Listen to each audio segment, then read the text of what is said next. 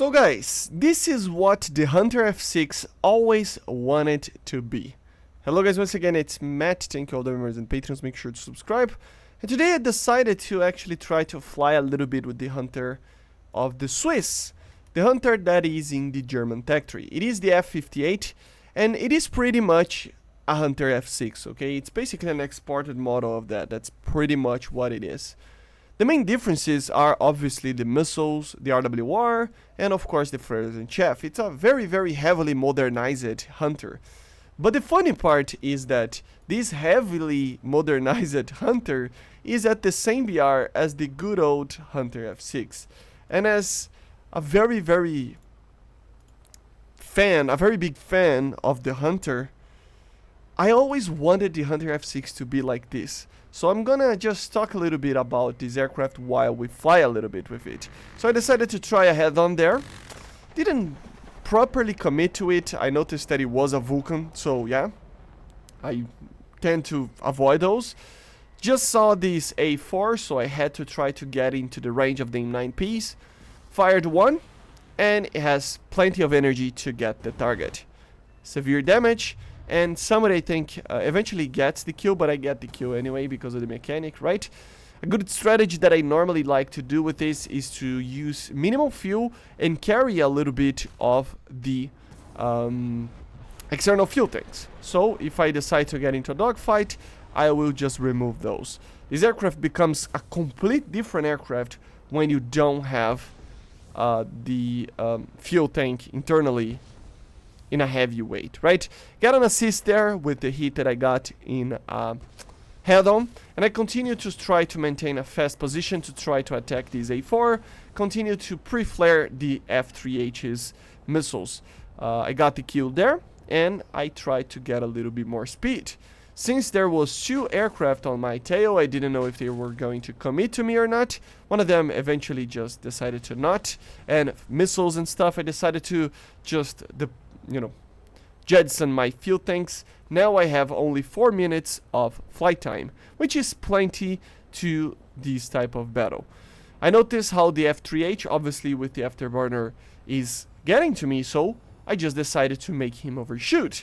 I use especially the W key with the negative G kind of maneuvers to offset him and make him miss me. Of course, the overshoot works. I accidentally break my flaps there, and then it's a very easy kill. The air brake on this aircraft is very powerful, so yeah, it's a very good aircraft to make everybody overshoot. And the F3H was getting to me, so this was my tactic to just make him overshoot. But you have to, commit to being a very good defensive player on that part, right? Because I don't know how he missed me, but it worked, right?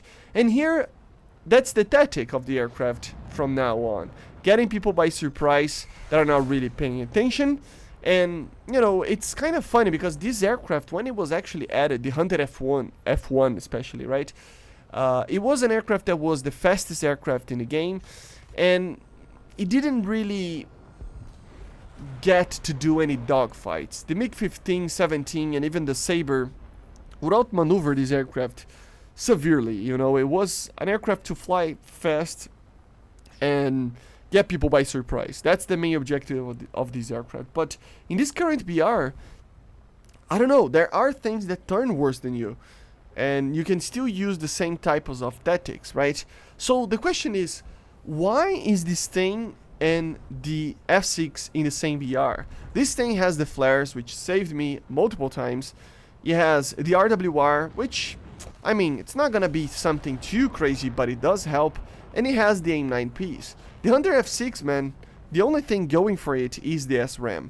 And you gotta be honest, I mean, those missiles are not bad, but are they good? A lot of people have flares, and it's just very easy to avoid these missiles if you just need to stay away 1 kilometer above the target, right? And again, I'm just maintaining my speed and getting people by surprise, and I already have 6 kills.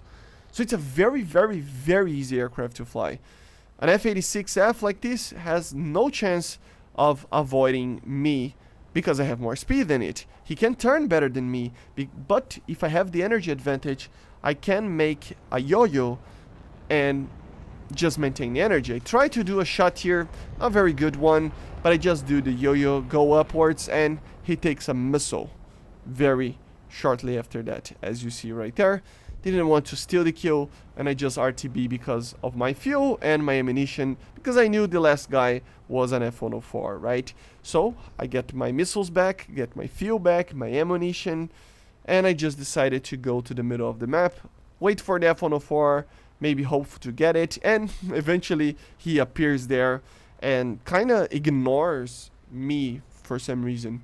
And I tend to see a lot of people just ignoring these aircraft. They don't think the Hunter can do anything, but they forget how good these missiles here are, you know, for these BRs, and how good this aircraft is. It can still be fast. I'm not Mach 1 plus flying, but I mean, a Mach 0.9, it's still a fast aircraft, right? So again, guys, I just got like 7 kills. I could have gotten like one more. I think I missed the F86 and that early G91. It was just my mistake. My mistake. No, I hit the guy, but the Saber was my mistake, right? But I hit the guy, but it wasn't a proper like severe damage kill, right? But at the end of the day, guys, this is the same BR. Can you believe that this aircraft is the same BR as the Hunter F6? I cannot believe it. This is what the Hunter F6 always wanted to be. A powerful, or rather, everybody that likes the Hunter would like the Hunter F6 to be like this, right? A powerful aircraft in a subsonic kind of era. And the F6 kind of suffers. I still believe, even with the new BRs, that the F6 might need a new BR of 9.3. It's not supersonic, the missiles don't have any range. It's very easy to avoid those missiles with any type of flare, so a lot of aircraft in these BRs have flares. And yeah, you still don't have the external fuel tanks, which I think are amazing for this thing, because like I said, this is the best static ever, because you can just, this is a completely different aircraft when you are filled with fuel and when you are empty, right? So the objective is to fly empty, but the matches normally they take a little bit longer than 3 to 4 minutes, right? So you take the external fuel tanks at least until you get to a dogfight or a battle, and then you're golden. This aircraft will have the performance that you need, and it will be just amazing. Of course, right now, you can use the customizable fuel load and get a little bit of fuel there and stuff, but I like to have the option to just dump at all, you know, and just fly with the minimal fuel whenever I want, right? So, I don't know, let me know in the comments what you think about the Hunter, especially at the F6, if you like to see that thing in a lower BR, and I see you guys on the next one. I love this thing, and I hope to see more Swiss aircraft. See ya, bye, subscribe.